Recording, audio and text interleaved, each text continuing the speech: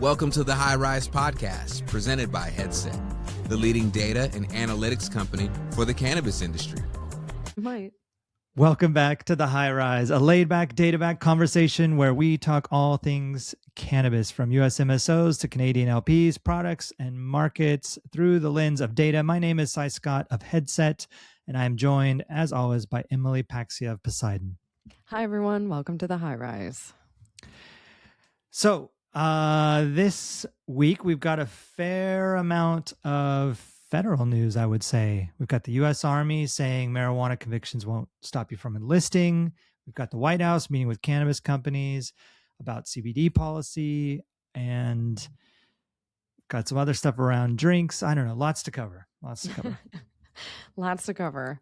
Well, I do think there's nothing if not paradox around cannabis and cannabis regulation and reform. So the headlines check out to me in terms of cutting one way and then the other. Perpetual paradox, a booming industry in an illegal market. You know, it's just like the table has been set from the very beginning for paradox, right? Yes. Well, I mean, let's just start with the conditions that might make it so the Army is okay with marijuana convictions. We are in a global conflict at this point with Iran. So there is a chance that we do not want to eliminate potential support from our armed forces. And let's face it, cannabis convictions, nonviolent ones, do have a different point of view at the state level. So it's interesting to see the Army taking a different tack to align more with some of those state policies about nonviolent drug convictions. Yeah, I think it's a great place to start. So the headline here is that the U.S. Army raised its max enlistment age to 42 and eliminated the waiver requirement for recruits with a single marijuana possession or paraphernalia conviction. And that's going to be effective on, can you guess it? 4/20. 4/20, baby. High holiday. Yeah, that's right. Not April 1st. April Fool's about 4/20, surprisingly. But I think it's to your point, like they really need the recruitment, right? And they realize like a single possession, nonviolent offender, shouldn't be a disqualification. And then, of course, raising the age to 42. That's up there. But I think that they haven't been hitting their targets for years, is what I had read. And, possibly age, possibly cannabis. And I wouldn't be surprised around cannabis, given how many states have it legal, from medical to adult use. That's right. But cannabis laws hadn't quite caught up to those state changes. And so these convictions do exist, and they could be limiting factors for people. So and it can happen when you're traveling throughout the U.S. Like I know some folks in our industry who were in states that do not have kind policies towards cannabis. And, they ended up getting in trouble for possession. So that's a real thing in some states still. Yeah. Yeah, absolutely. And here's where the paradox comes in, right? It's the next thing we want to talk about. It's Trump's worst of the worst list. The DHS published a public worst of the worst deportation list that included at least 77 individuals whose only listed offense was marijuana possession. That's it. So on the one hand, you've got the Army saying, "Hey, we need you to serve, and this is no big deal now. We don't need this waiver." On the other hand, they're literally deporting people because of it. Yes. Or supposedly because of it.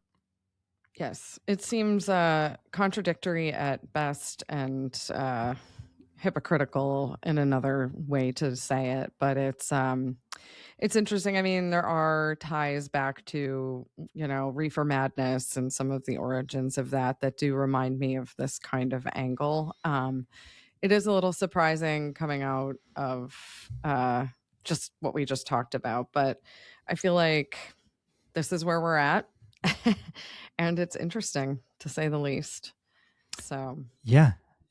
I mean, again, kind of no surprise, but I mean, this is the administration that campaigned on, ending needless arrests, and incarcerations of adults for small amounts of marijuana.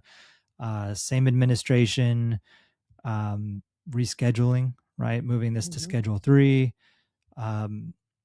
Same administration that is removing the waiver from Army policy. And of course, they're the same administration that's weaponizing this to deport people. So something in there, right? Right. Read and between then, the lines. Right. Well, and then we can tack it all the way back around, and it's the White House scheduling meetings on CBD. Right. So, at the same, at the same time. Right. The same White House. In the chat, just in many different ways. That's right. The same White House scheduling 4 meetings this week. I think some are happening today regarding CBD policy, and also breaking news, like at the time of this recording, per these CBD regulations coming, this CBD Medicare pilot that's supposed to launch tomorrow, April 1st, SAM, or Smart Approaches to Marijuana, the group that is very anti-cannabis, just filed a lawsuit to block it. A little last minute, but they're arguing that I guess the CMS, which is the Centers for Medicare and Medicaid, skipped notice and comment rulemaking. CBD products aren't FDA approved. Yeah, big surprise. It's like catch-22. This stuff's can't get approved, can't get any change, can't get any movement. It's a weird one to be going after. But in addition to that, they're saying that, and also another weird one, it's all terrible, but the THC concentration may exceed legal hemp limits under the upcoming November rule. It's like, yeah, all this stuff. They're just trying to throw the kitchen sink, but it's also the nonsense of like, literally that catch-22, right? It's like none of this can happen because we can't see any kind of federal change, but you can't have federal change because federal change hasn't happened already. And it's like a ridiculous argument, but they're trying to gum up the works a bit. It's like that line in The Office. I've never seen such a little amount of power go to someone's head.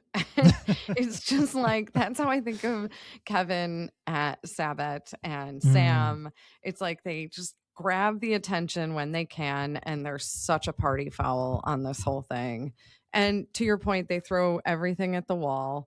And a lot of times it's not fact-based or researched or authenticated. It's just thrown at the wall. And that's what they do. And they're obstructionists. And unfortunately, they keep getting a place at the bully pulpit to pound on. But I'm not surprised. I think literally this is like, file this under completely unsurprising. Yeah, that's a good way to put it. I guess there's always got to be a foil in this story.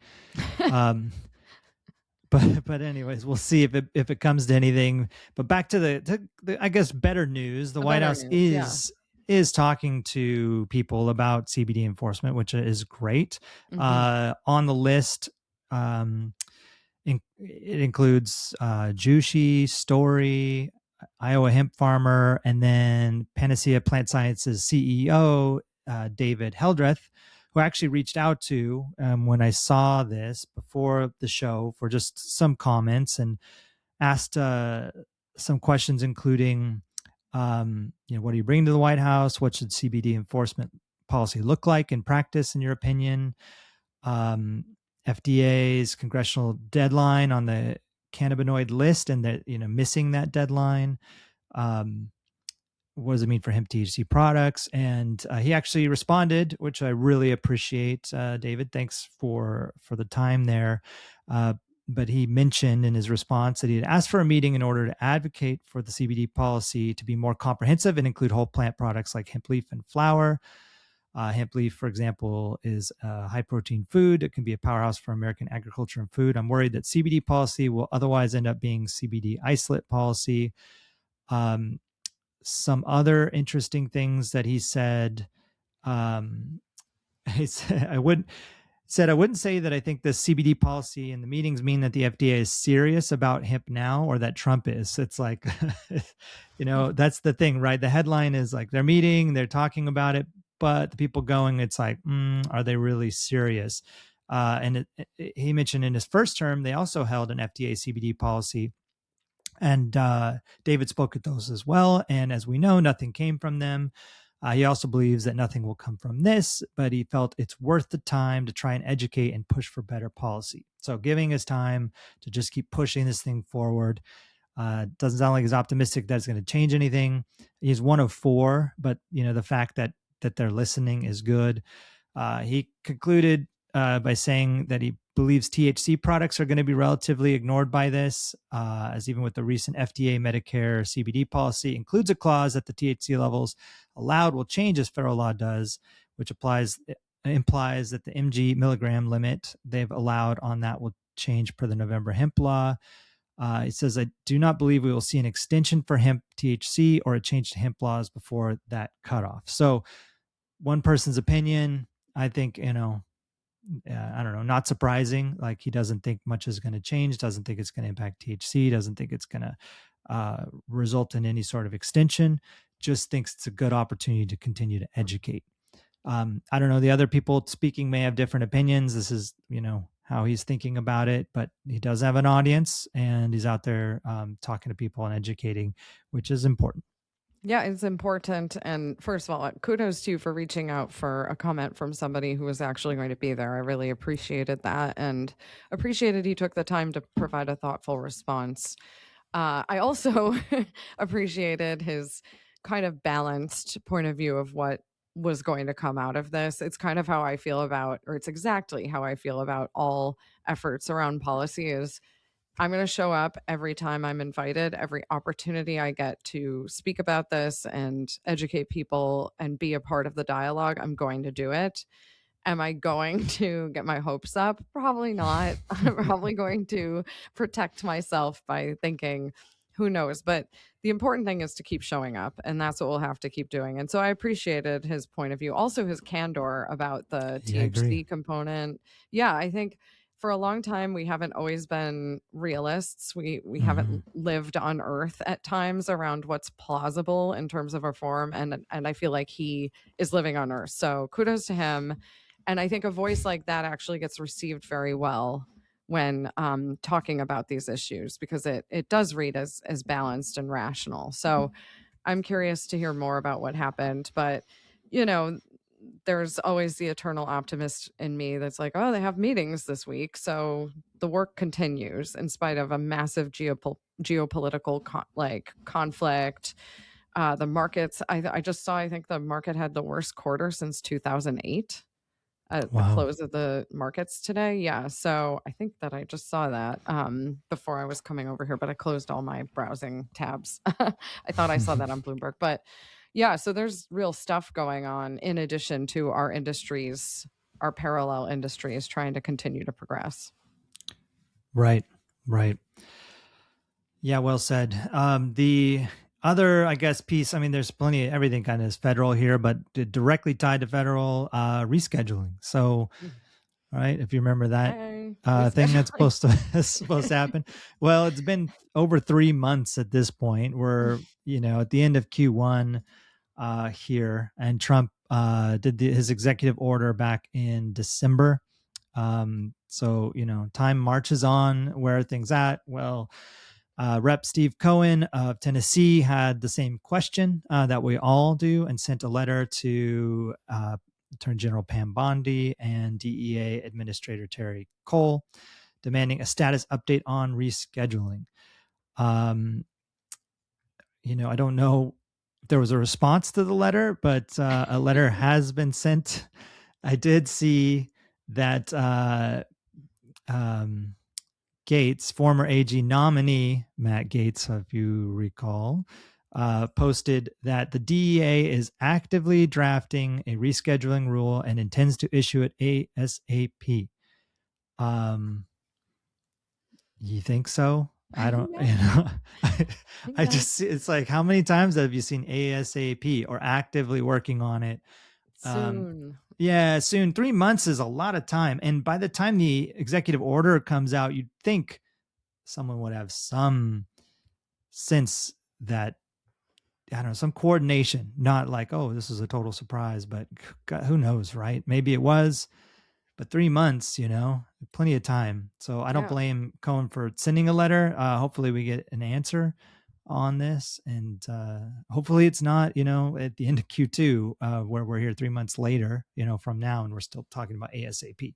But that's the only movement I've seen. Have you seen anything else on this stuff? I mean, there was word something was going to be happening like imminently right before Iran conflict started. So that got trumped, as one might say, but you would think you were going to load the gun if you were going to shoot it. Like, right. The executive order, like, all right, people, let's make it happen. But I think we're all triggered by these things like Schumer's soon and ASAP and imminent. But I do still think this is a priority from everything I hear. It's just when it will get the sunlight shined upon it.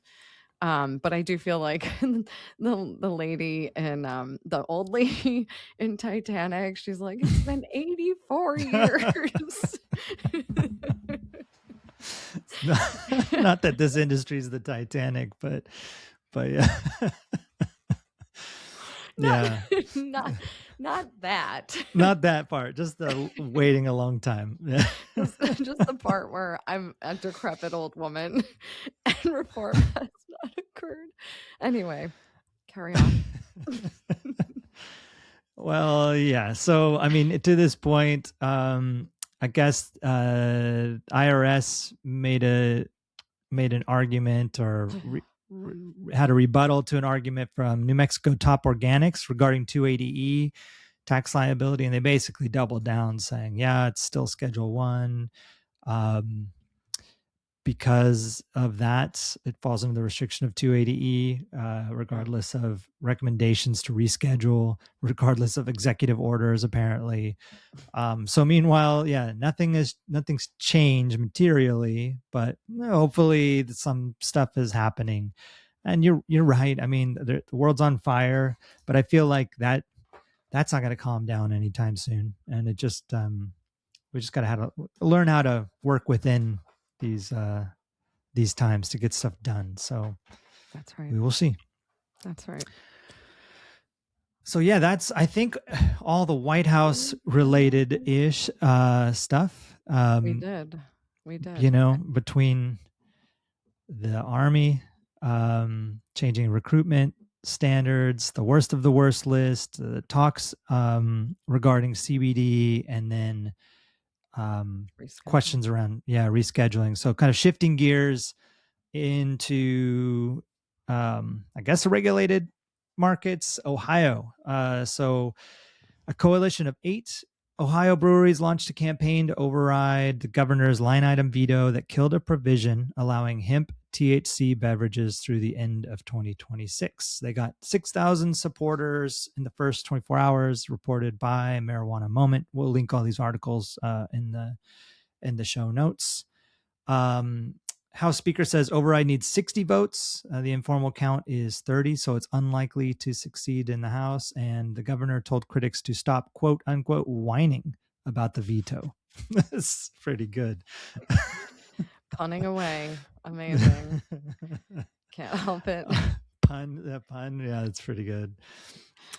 Federal hemp ban in November adds urgency. If the override succeeds, it only buys time right now until the year end. And like David's comment earlier, doesn't expect people, I don't know, we haven't seen anything related to it actually getting delayed just yet, although people are pushing for it, including the WSWA, the Wine and Spirits Wholesalers of America. But before we talk about that, Ohio, there was, I also reached out to someone spearheading this, didn't hear back from them on that change. Mm-hmm. But it is interesting, I think big picture, obviously the more time you have, the better. Mm-hmm. I'm sure Ohio cannabis operators, are trying to get it regulated out, I would imagine. The license holders. like in California, you can't go and buy those, or like Washington State, like we've mentioned on the show before, right? It's just not, if there's a regulated market, it goes through the regulated channel, even if it's hemp derived THC in a lot of states. And so I think Ohio is just going down that path. But I think also at the same time, Ohio probably had a pretty robust market that's just, disappearing, or just disappeared basically overnight. So I get it. But then the question I have is like, what does it mean? Is it just buying time until November? Because when the federal ban happens, I mean, I guess, states are regulating independently, and maybe we'll have like a little cottage industry state by state, much like we have for regulated cannabis, where states just write their own rules. I just think that, I mean, that may impact breweries and local breweries, right, that have a footprint in a market. I think it's going to, what does that mean for like the national footprint and for organizations that are, shipping across state lines and all that? I mean, it's done, right, in November, unless there's some sort of reprieve here. So this Ohio situation, trying to override the veto, I guess only buys a little bit of time, right? It only buys a little time. Yeah, because even if the federal ban goes in place, then these operators will have to make the choice to join us in choosing to operate under a federally illegal situation. So, right, that's a good point. So like breweries were open to doing this because they weren't jeopardizing their legal status, which then would change their banking, insurance, credit cards, all that. So it does change everything for that side of the industry. I will be stunned if alcohol does not somehow pull together a carve out for beverage before all of this happens in November. But I've been surprised by far less. But I just think I've always viewed, our lobbying is our lobbying. We're a young industry, relatively speaking, trying so hard to make things, and not a well-funded industry. Whereas alcohol, let's face it, their industry is moving in a direction that I think all of those operators are upset about. People are drinking less alcohol across the board. Right. Period. You can say it's due to the diet shots or whatever you call these things that people take. I know nothing about it because they don't have time. Like Ozempic? Is that what you're talking about? Yeah. Right. Like the diet shot. Yeah. So there's that. And so that they say is cutting back on people's drinking. There's just lifestyle general shifts and just shifts in consumer behavior away from drinking and kind of health and wellness considerations. So I think Wine and Spirits cares tremendously about seeing this new aspect of the market get preserved. So I'm very curious to see what's going to happen. But to your point, it's kind of extending the inevitable at the state level. So we'll have to see what happens. But I do think our industry, meaning the regulated cannabis market, would be benefited by working closely with alcohol to see beverage go through their channels. I truly believe from a business standpoint, this would be very intelligent co-opetition. And I don't know why it feels like that's not embraced more, and maybe there's this point of view that you have to ban it so that you can redefine it because it ran so unchecked for so long. So maybe that's why this is being done this way. But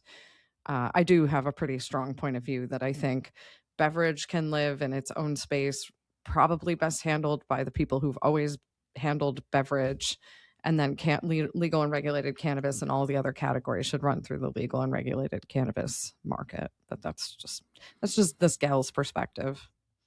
Yeah, no, good perspective, and a great point really about what happens in November when it is federally illegal. Schedule 1, assuming no changes to rescheduling by then. Oh God. Yeah. What it's not possible, right? Not possible. But what would it mean hypothetically? I mean, you're right. And not only like the people producing, but the people selling, right? Like in New York, they had that assembly bill that will let liquor stores sell cannabis beverages. Texas, Texas today, right, is the hemp ban we talked about for hemp flower on the last, right, smokable hemp, basically flour, cannabis flower is now banned, but drinks are okay, right? And so are all those places, I know they're sold mostly at hemp retail, but I guess that's not true.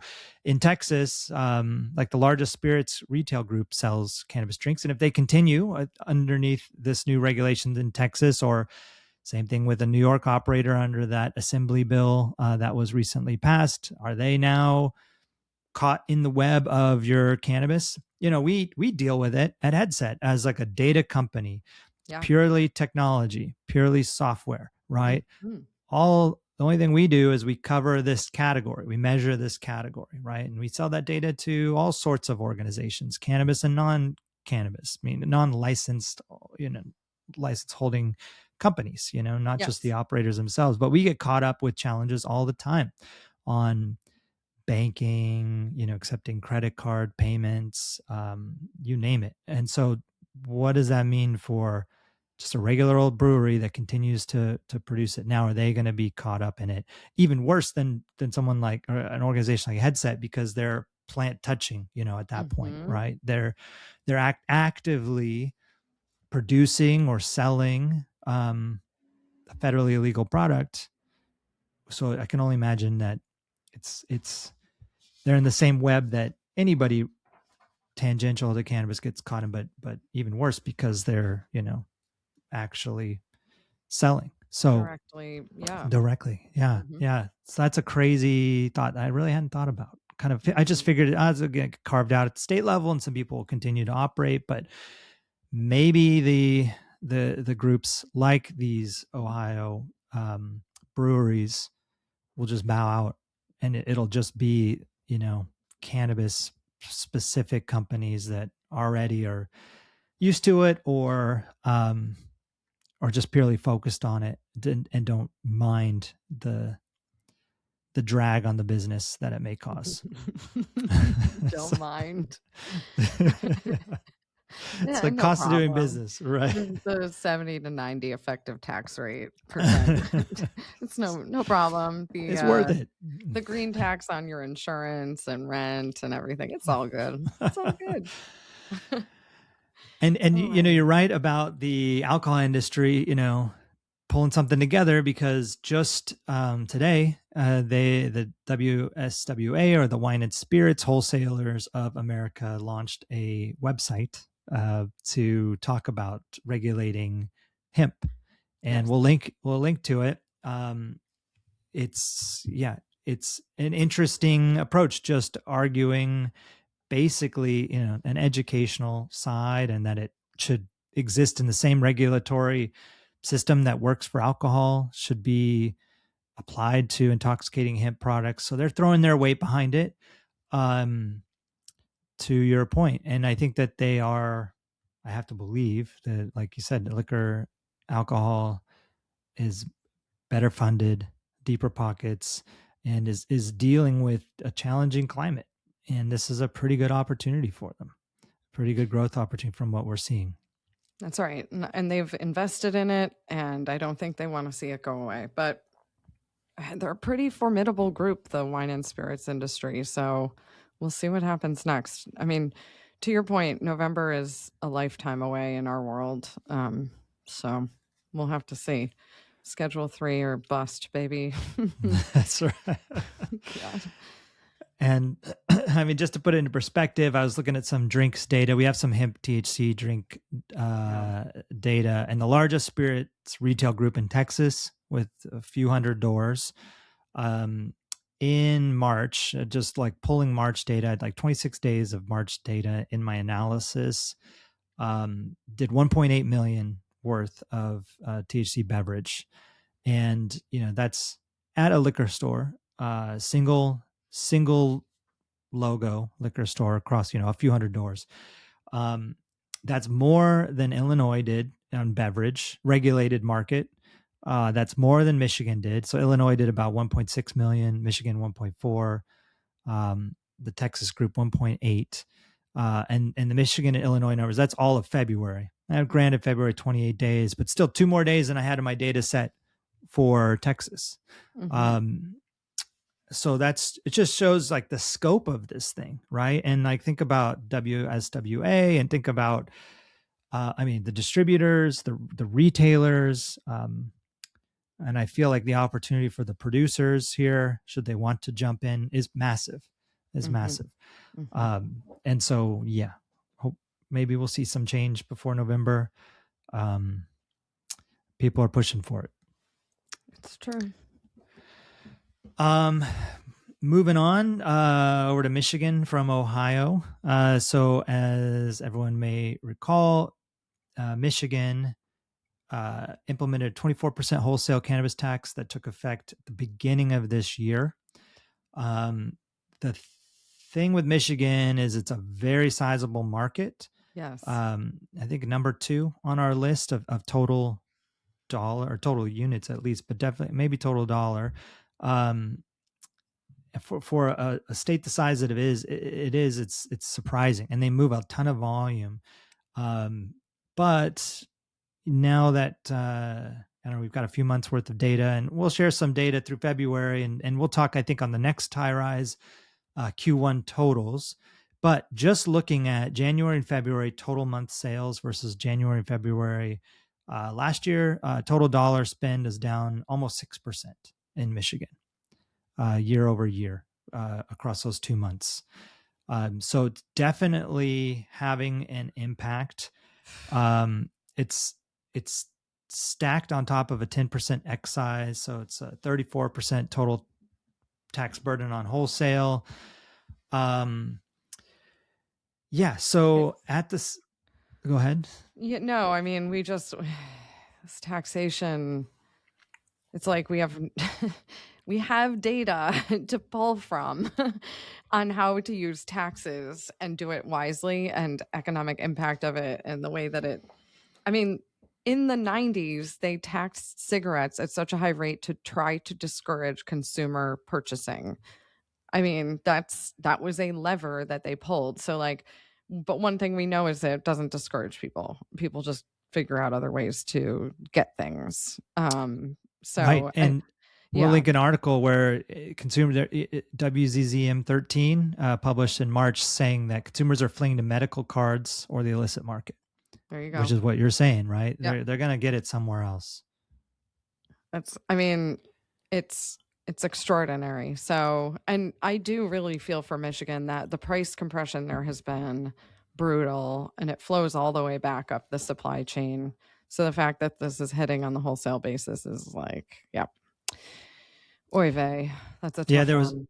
It is. And there was another article, Cannabis Law Blog, mentioned that Treasury can't implement its own tax. The form won't be ready until November. They can't accept credit cards, and their FAQs, the frequently asked questions, are quietly rewriting the statute without rulemaking authority. And then at the same time, the industry just filed a second lawsuit arguing the tax-on-tax structure unconstitutionally inflates the 6% sales tax beyond its constitutional cap. That's published in the Detroit News. SB 810 to repeal the tax has bipartisan support, but it's stalled in committee with the Senate adjourned until April 14th. They projected, this is ridiculous. I don't know if it's real, but they projected 420 million a year for roads from this tax. So I don't know if it's, again, just being clever or the numbers aligned. But instead, revenue's declining. They've got 2 lawsuits. A wholesaler's already shut down. Ohio is right next door, and it's growing and maturing. And the illicit market, seems to be still around, right? So I don't know. Maybe they found the ceiling, maybe, or they broke the ceiling. They found it much lower and they went way above it. Yeah. Not a good look for Michigan. Hopefully this is just a cautionary tale and other states don't follow this lead, especially when consumers can cross borders pretty easily. Can go right next door, yeah. And when it's already been a brutal competitive market. So Right.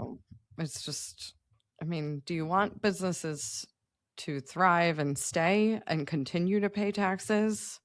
Or do you want them to close and then you collect total fewer tax dollars because people are leaving? And I don't know. There is a lot of work that generally goes into these things, but I'm mystified by the decisions. Like in California, when they hiked it from 15 to 19 and immediately saw, deleterious effects of it. And then they brought it back to 15. Like, why did we even have to do that? Just don't do that. But here we are. Okay. Okay. Moving to another state that starts with the letter M, Mississippi. Mississippi, their governor. Sliding on down. Sliding on down to the south. So Governor Tate Reeves apparently isn't for cannabis expansion, but is for psychedelics because he vetoed the Right to Try Medical Cannabis Act, which would have expanded access for severely ill patients and allowed out-of-state visitors. This whole thing passed with veto-proof margins, 104-7 in the House, 34-17 in the Senate. But at the same time, he signed a separate bill funding some sort of psychedelic research, and he cited the out-of-state access provision as the reason, not the expansion itself. So it's not expanding to severely ill patients. It's just if you're not from Mississippi, you shouldn't be able to access medical cannabis in the state. So yeah, a little weird, right? Republican governor won't expand medical marijuana, but will fund psychedelic research. Did anybody look up if Reeves has an interest in ibogaine? Or no, but I mean, that wouldn't be the biggest surprise of the year if that was the case. or maybe we're just old. We're so boring. It's like this cannabis is over. Now it's psychedelics they're all into. It's weird. It's weird. I guess I just think, these things, it's just a peculiar way to cut on these issues. And because we're talking about severely ill people. This one actually really bothers me because I'm such a fan of people who are terminally or have chronic illness and pain to have access to cannabis and good cannabis. But I'm very also in favor of psychedelic research because they've found incredible things. I know, MAPS out here has done a ton of good work with that. And we've all seen the fruits of it now. I remember hearing about it back in the day, but now we've seen it. But it's just, I don't think they're mutually exclusive. So it's just an odd way for this to cut and disappointing again, but it's not that surprising, I guess. Yeah.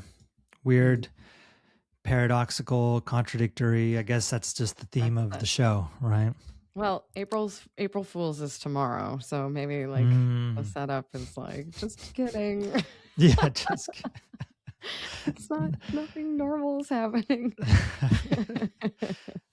Mississippi's ridiculous April Fools, yeah.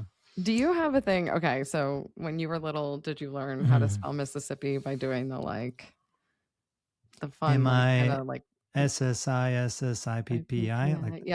Yeah. It's just a really fun.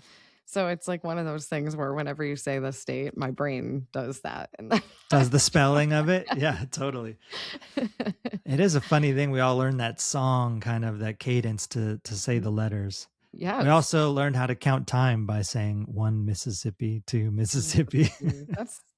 That's what true. It's the two things Mississippi's got going for it. Sorry, Mississippi listeners, is you definitely don't have expanded cannabis. Yeah, I guess you do have a river. Heck of a river. And that expands across borders, but it does. Not cannabis. Not cannabis. Just throw it on the raft with Huck Finn and send it. That's right. All right.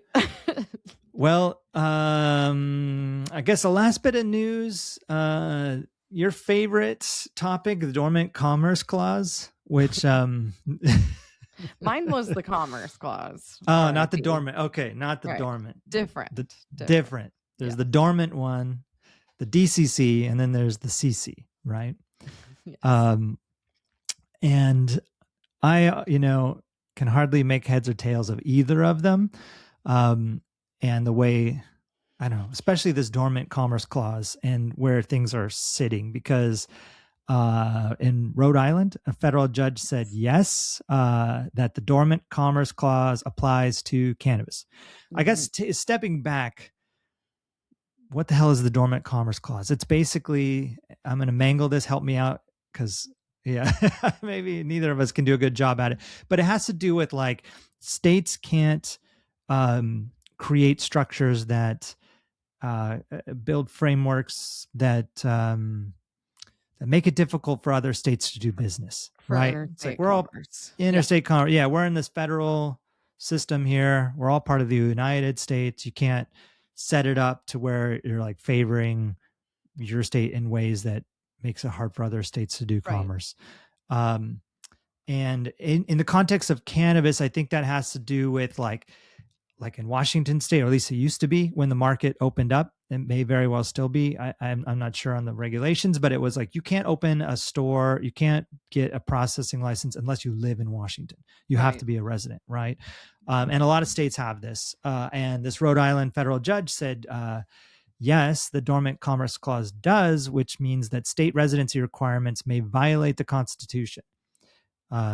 So he's basically saying the framework that's set up by many states is unconstitutional. And at the same time, the Ninth Circuit Court said, I don't know when this was, but there's a Reuters article back in March that because cannabis is fairly illegal, the Dormant Commerce Clause does not even apply, right? So you got one circuit court saying, yeah, it does apply. And these residency requirements are breaking federal or are violating the Constitution. And you got another saying like, nah, it doesn't even matter because it's illegal and it can't even be applied. How does that square with the Commerce Clause? Is it totally different? Just similar Commerce names? Clause was basically saying the federal government couldn't interfere with legal state program operators. And so therefore, like there was just overreach from the CSA into legal state operators. This is a little different, and dormant commerce, it poses threats to our industry that I actually appreciate about our industry, which are that aspects of cannabis have brought about stimulating local economies that hadn't been stimulated in a long time. Like Western Massachusetts has cultivation facilities. Now, many of them have closed because the Massachusetts framework is flawed in legal cannabis, but that's another issue. But, it has brought business back to areas that had not seen business. Like Eastern Washington has crazy cannabis stores out there, And so there's benefits to having these state programs because they do create this localized benefit of it. And this law would say essentially one of the aspects, not totally, but it would say, if Massachusetts was going to try to say, you have to buy and sell weed within the state to keep our industry going here in Massachusetts. Well, California would be able to be like, no, we're going to send all the weed and we grow it in the ground or under glass out here. And so it's far cheaper to cultivate. And so we can do that and blow out the competition in the local market. So there's for example, Florida, full vertical requirement. Like I think in the face of dormant commerce, then a state like California or Oregon or Washington could argue, you can't do that because I should be able to send my weed to you. So I take a little bit of issue with it too, because then there's other things like, for example, there are certain states that don't want legal cannabis. And this would basically say, well, that's too bad. We're going to ship cannabis through your state and sell it in other states. And I'm personally one of those folks who's like, I would like it if states and citizens opted into having cannabis as a program. So that, I mean, as much fault as I take with the regulators and a lot of time, but I just think that maybe there's places that don't want legal cannabis, and I don't want to say we forced it on anybody, so dormant commerce is different in many ways. Yeah, I'm really glad that I'm not a lawyer, because I don't know how.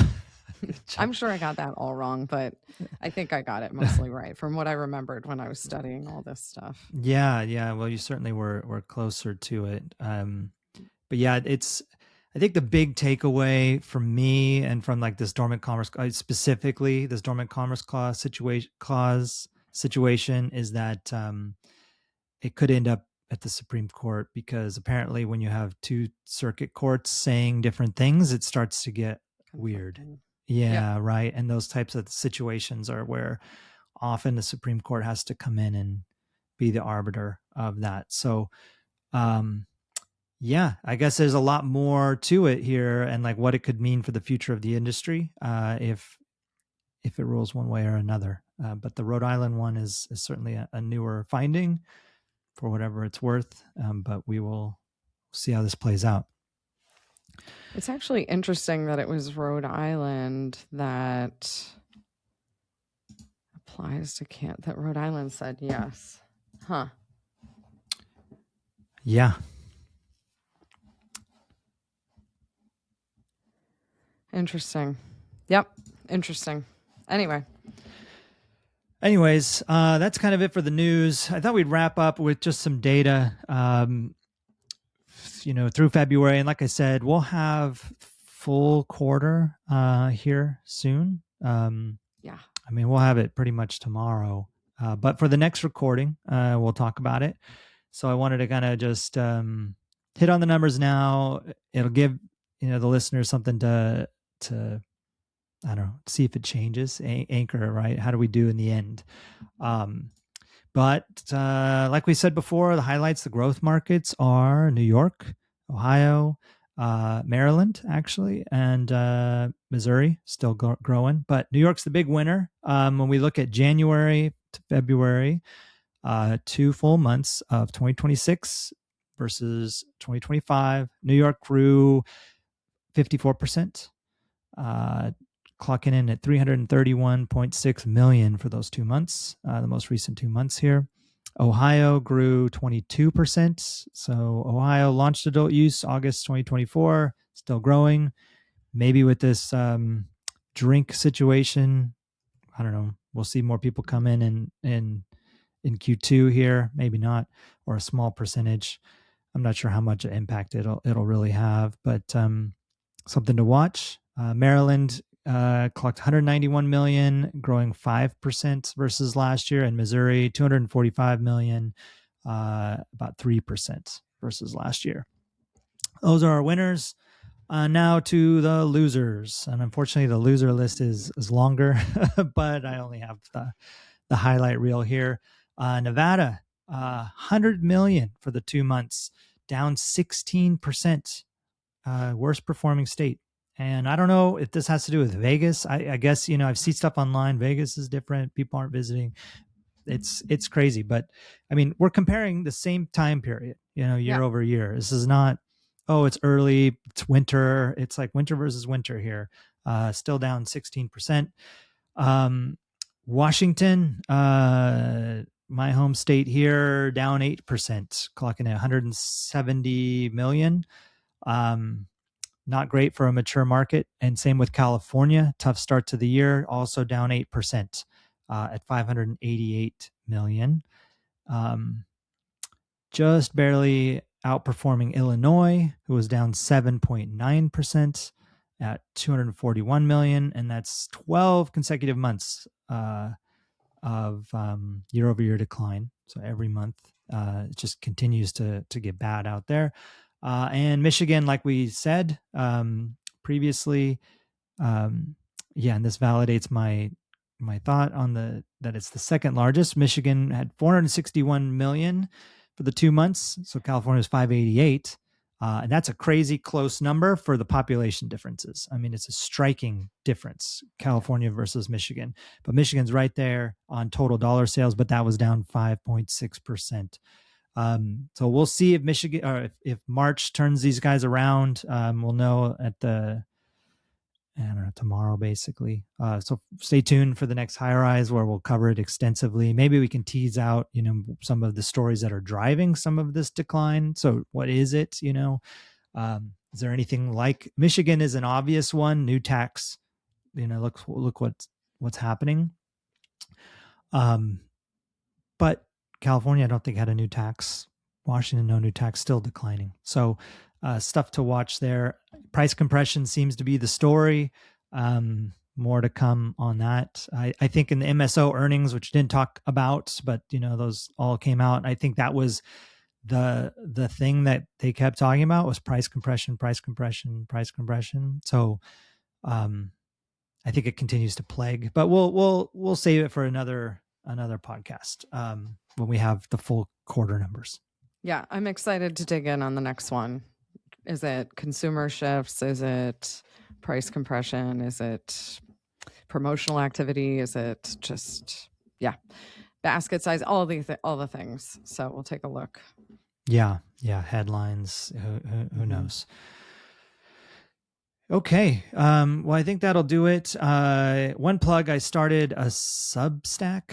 Finally, yes, you did. You saw that? All right, yes. Cool. I just published yesterday. So I'm going to try to publish weekly there. And then, in some other areas, just getting better about it. So check it out. I'll put a link in the show notes. I don't know, subscribe. Let me know if it's good, what you guys think about it. Yeah. Wait, so I sign up? I have to subscribe? That's how this goes? Well, you do, and so do our listeners. That's what I'm saying. So you'll put a link in and we sign up and then we'll get it right to our inbox. Is that how this goes? That's right. All right. Yeah, at the low price of free. So, yeah, I don't know if you can swing it, but sign up. I can. I'll see if I can add you so you don't have to go through the effort of signing up. Let me go through Emily, the experience. Yeah, I got to work hard for the money. That's right. Yeah. So I think that's my big plug for this High Rise. You have anything going on? No, I mean, we're gearing up at Sunburn for 420. So the 20 days of 420 start tomorrow, which is, well, today, when people find out about this, it will be in motion, which is going to be a really fun activation that we're doing. We've got, 420 is all about bringing back some fan favorite products, doing some fun things with loyalty, doing some fun things with events. So I'm pretty excited for this month. I don't know how Florida can get any better deals than Florida already has when it comes to 420 specials. It's not. The discount rate is staggering there, and so that that's why. And I've always this because we've talked about it on the High Rise before, but it's like when you're a smaller operator, you got to focus on your products, you got to focus on the experiences you're offering and all the other things, because the discounting just gets to a point where you're like, this is crazy. So we're trying to make it a whole lot more of a rounded experience. Of course, offering fantastic deals for the patients, but it's competitive. And that's why the data is always so interesting around 420 and around Green Wednesday, where it's like, oh my God, do you see such a spike in revenue? And it's like, no, we see a lot of units sell, right. A lot of units sell, but because of such heavy promotion around those peak holidays, we all know that it kind of comes in at a different number on the actual revenue generated. So. Yeah. And I think that's most states at this point. It's not just Florida. No. I just know Florida has some of the highest, if not the highest, discount percentages in general. Yes. But yeah, good deals everywhere, moving a lot of units. Maybe the top line dollars don't reflect that because everything's so discounted, but great for the consumer. That's for sure. Great for the consumer. And then you're off to the races for summer. So it's a good kickoff month. Good. Well, we'll have to cover that too, or at least a look at that as we're getting closer, because I think the next high rise will be right ahead of 420 there. Right in the middle, baby. That's right. Well, that'll do it. Thanks for joining, and we'll see everyone next time. Thanks for listening to the High Rise Podcast, presented by Headset. For more information on Headset, visit headset.io.